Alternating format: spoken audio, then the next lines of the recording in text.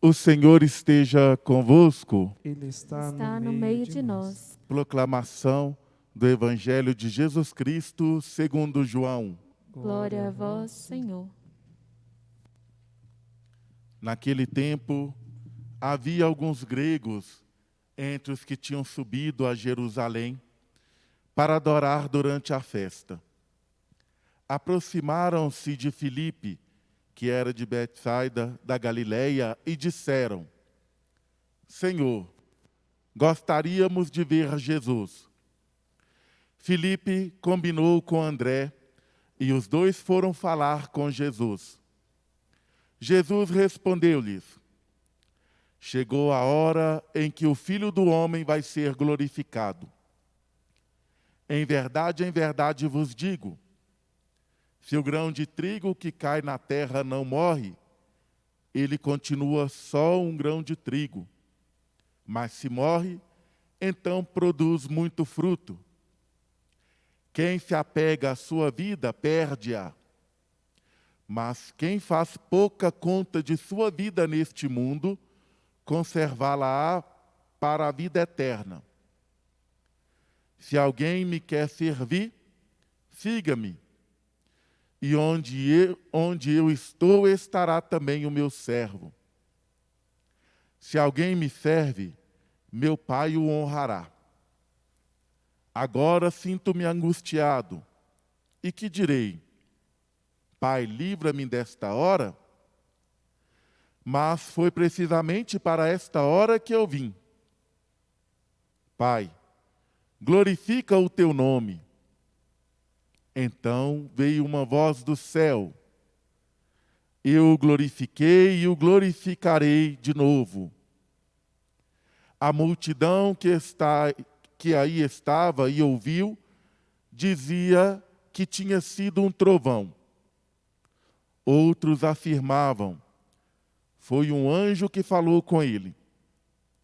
Jesus respondeu e disse: essa voz que ouvistes não foi por causa de mim, mas foi por causa de vós.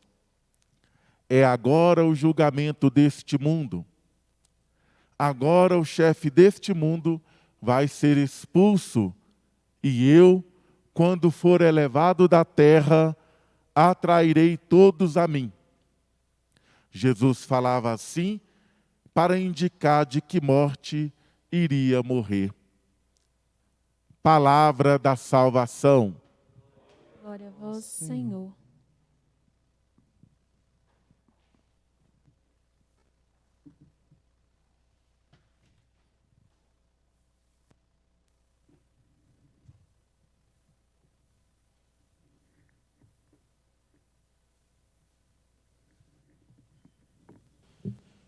Reverendíssimos Padre Lucas Moreira, Padre Eduardo, Reverendíssimo Padre Felipe, que nos ajuda no canto neste dia, a você que nos acompanha pela Rádio América, pela TV Horizonte, a rádio e a TV da Padroeira do Estado de Minas Gerais, você que nos acompanha também pelas redes sociais do Santuário Basílica Nossa Senhora da Piedade, o nosso canal no YouTube, o Mãe Piedade, e também o nosso Facebook. Meus caros, neste quinto domingo do tempo da Quaresma, já findando a nossa caminhada quaresmal, chegamos num ponto alto de nossa experiência de escutarmos o Senhor e compreendermos dele o chamado que nos faz. Voltai-vos para mim de todo o coração. Esse foi o primeiro chamado que nós tivemos lá na quarta-feira de cinzas. Esse é o chamado que nós temos de sempre estarmos voltados para Ele.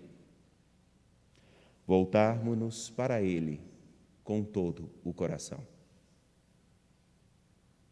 A imagem do coração, como já dito aqui, é a imagem do lugar mais íntimo e mais profundo do ser humano. Aquele lugar onde somente nós conseguimos alcançar, e mais do que nós, Deus mesmo. Deus que nos conhece desde o ventre materno e que acredita em nós. Por isso que Jeremias, Um homem que, ao longo desta caminhada quaresmal, também se fez presente, nos chamando à conversão. Chamando-nos à conversão e mostrando também que o nosso caminhar, o nosso peregrinar, será marcado pela dificuldade de sermos coerentes à palavra, ao Evangelho. Por isso, a resistência que cada pessoa deve ter não é a resistência de uma militância política, não é a resistência por uma defesa daquilo que já está defendido e garantido, a fé, mas é uma defesa principalmente e fundamentalmente de que pela fé, pela nossa coerência em viver a fé, a nossa coerência particular e comunitária, possamos motivar muitos a voltarem o seu coração para o Senhor. Voltar o coração para Ele e deixar com que Ele inscreva dentro do mais íntimo de nós a sua regra de ouro. Inscreva dentro de nós, no mais íntimo de nós, a principal motivação para continuarmos com os olhos fixos nele. E isso, a principal motivação, é acreditarmos que Ele não mente, que Ele não se esquiva de seus compromissos conosco. Diz Jeremias: eis que virão dias, diz o Senhor, em que concluirei com a casa de Israel e a casa de Judá uma nova aliança, um compromisso novo, não como a aliança que fiz com seus pais, quando os tomei pela mão para retirá-los da terra do Egito. Essa aliança eles violaram. Eu fiz valer a força sobre eles, mas a aliança que eu concluirei partirá de um princípio. Eu não terei mais que ser proclamado como alguém a ser conhecido, porque eu imprimirei no coração do meu povo, nas suas entranhas, a minha lei. Por isso o Salmo, ao dizer: criai em mim um coração que seja puro, este Salmo ele vem justamente dizer, no seu refrão, algo tão particular e tão precioso, que é justamente a nossa fidelidade e o nosso continuar voltados para o Senhor implica que nós contemos com o seu auxílio. Porque mudar as nossas realidades mais interiores, não só nossos desejos, mas mudar inclusive as nossas convicções. Não porque as convicções atuais sejam ruins, algumas podem até ser, mas principalmente perceber que a nossa compreensão da vida, a nossa compreensão das pessoas, a nossa compreensão de mundo, quando marcada por um coração insensível, indiferente, um coração egoísta, um coração que pensa não só em si mesmo, mas no seu próprio prazer, ele é capaz de ignorar não só o Senhor, mas também manipular esse mesmo Senhor. Por isso que a imagem que hoje temos é fundamental. Criai em mim um coração que seja puro, mas criai em mim um coração que seja moldado pela sua palavra, pelo seu amor, pela sua vontade. E é tão precioso porque a imagem para todos nós, de quem tem um coração puro, que está disposto a fazer a vontade não sua, mas de quem lhe envia. Um coração que não pensa e não se coloca no centro de todo o universo, mas é total doação. Um coração que é compassivo, um coração que é misericordioso e principalmente um coração que é justo. É o daquele que diz a carta aos Hebreus: Cristo, nos seus dias de sua vida terrestre, dirigiu preces e súplicas com forte clamor e lágrimas àquele que era capaz de salvá-lo da morte. Mesmo sendo filho, aprendeu o que significa obediência a Deus por aquilo que sofreu.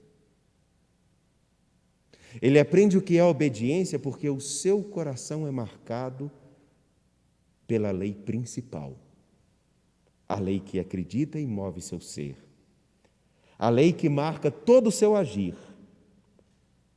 a lei que pauta suas palavras, a lei que é capaz de olhar para uma pecadora e acolhê-la, a lei que é capaz de olhar para um homem cego e fazê-lo enxergar, a lei que é capaz de tirar e chamar Lázaro da morte para a vida, a lei que é capaz de transformar a tristeza, o dessabor, na mais profunda alegria e festa, porque Ele nos quer com Ele e nos ama tanto.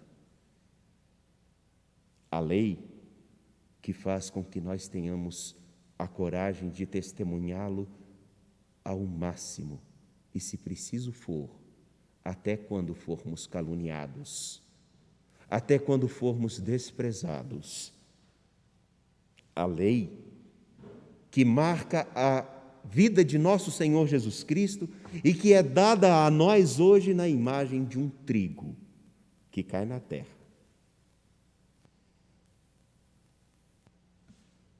Os gregos queriam ver Jesus. E Jesus, ao responder, no versículo 23 do capítulo 12, chegou a hora em que o Filho do Homem vai ser glorificado. E a glorificação de Jesus Cristo, no Evangelho de São João, é quando o seu coração, marcado por tudo aquilo que fez, tudo aquilo que ele sinalizou, tudo aquilo que ele nos propôs, é consumado.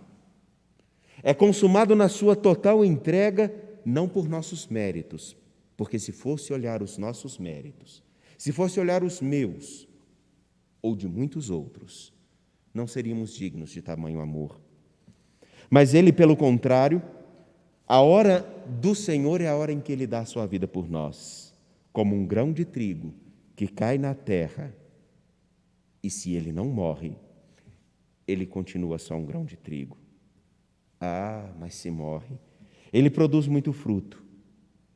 E aqui a chave para compreendermos o que o nosso coração precisa para realmente converter-se e voltar-se para o Senhor. Se Jesus Cristo foi capaz de entregar-se à morte por nós, se nosso Senhor Jesus Cristo deu a vida por nós no lenho da cruz, e nós sabemos que não foi por nossos méritos, é necessário também nos lembrarmos das várias expressões de cruz e de morte que o próprio Senhor teve que experimentar. A cada passo e a cada caminhada no Evangelho, começamos a perceber que aquele que fora admirado começa a ser rejeitado. Aquele que a tantos curou começa a ser machucado. Aquele que deu a vida a muitos, não porque simplesmente os tirou das garras da morte, mas porque deu a eles um novo sentido, um novo motivo para viver. Ele, que tirou tantos da realidade da morte, entrará nela. E como o grão de trigo que na terra deixa de ser um grão, mas mostra com o passar do tempo todo o seu esplendor, ele também, que experimentou da admiração ao rechaço, das palavras reconhecidas à zombaria de seus opositores. Ele faz a cada um de nós um apelo, e nessa sentença nos indica um caminho: voltar o coração para o Senhor, é deixar com que sua lei esteja inscrita dentro de nós. Mas qual lei? A lei principal que está subjacente, está aqui, por debaixo, nas entrelinhas desse gesto. Não há maior amor do que aquele que dá a vida pelos seus. Amai-vos uns aos outros, como eu vos amo. Ter um coração que é capaz de ser puro é o coração que se iguala a este coração que no alto da cruz se deixa rasgar por nós. É o coração que todos desejamos ver como aqueles que chegam a André e dizem: queremos ver Jesus. Não queremos mais ver corações que sejam cravados, estejam marcados com a cruz na sua superfície, como aqueles que nós podemos usar como símbolo de nossa fé. Mas nós desejamos ardentemente ver corações que estejam sim marcados no seu interior pelo gesto sublime da cruz, daquele que se faz como o trigo, entrega total para nós, a fim de que nós possamos nos alimentar e viver. Estamos sedentos de homens que sejam compassivos com as mais de 200.000 mortes que marcam a nossa nação, mas também estamos sedentos de homens que, ao contrário de um vozerio em defesa dessa ou daquela ideologia, estejam sedentos em fazer com que o real e verdadeiro Evangelho seja lido, escutado e compreendido, sem nenhuma ideologia. Estamos realmente sedentos de um tempo onde o nome de Jesus Cristo não se torne simplesmente um slogan, mas seja uma norma de vida. Por isso, ao dizermos: criai em mim, Senhor, um coração que seja puro, não é um coração segundo as nossas capacidades de compreender o mundo, porque todos nós sabemos que nós olhamos para o mundo, olhamos para as pessoas, também marcados pelos nossos próprios interesses. Mas pedir a Deus a clarividência e a capacidade de uma sabedoria que compreenda aquilo que diz a carta aos Hebreus. Mesmo sendo filho, aprendeu o que significa obediência.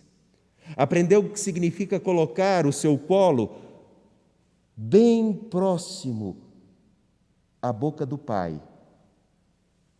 E o pai, como que sussurrando em seu ouvido, lhe fala coisas tão preciosas que ele não pode perder e precisa viver. Enfim, nessa liturgia, meus irmãos, ao finalizar,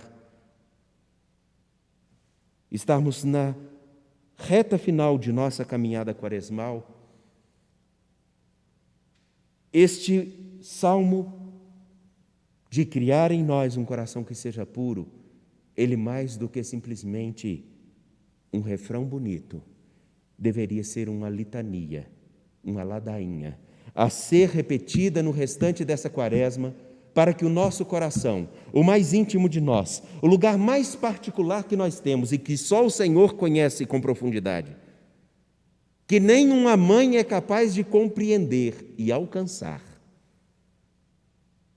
pedir com que este lugar realmente seja marcado pelo gesto sublime daquele que deu a vida por nós, simplesmente porque o seu coração só sabe amar.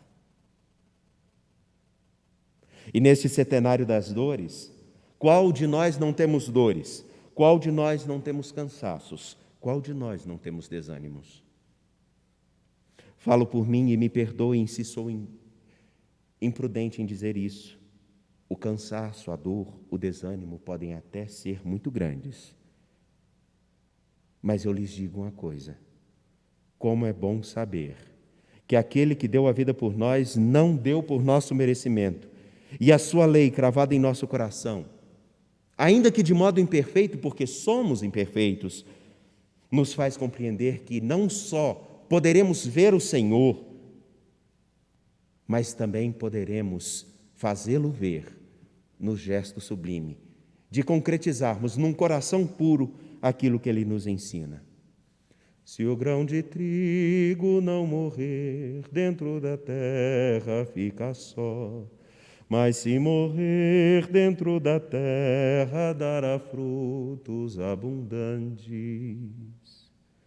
Se o grão de trigo não morrer dentro da terra, fica só. mas se morrer dentro da terra, dará frutos abundantes. Da sua casa, do fundo do seu coração, peça que também possa ser, como Cristo, um grão de trigo, porque configurar-se ao Senhor nosso Jesus Cristo, voltar o nosso coração para Ele, me perdoem, alguns não entendem isso, significa também fazer-se grão de trigo, porque aquele que é o nosso mestre passa pela cruz, passa pela dor, mas nos ensina e nos mostra em si próprio que aquele que se oferece nunca fica sem receber. Ele deu a sua vida para nos mostrar que a verdadeira vida ultrapassa todo limite. E se amamos a Ele com o coração puro, nem a morte terá a palavra final na nossa história. As muitas mortes. Peçamos então ao Senhor que possamos nascer, crescer e florescer na sua graça, dando frutos para a vida do mundo. Creio em Deus Pai,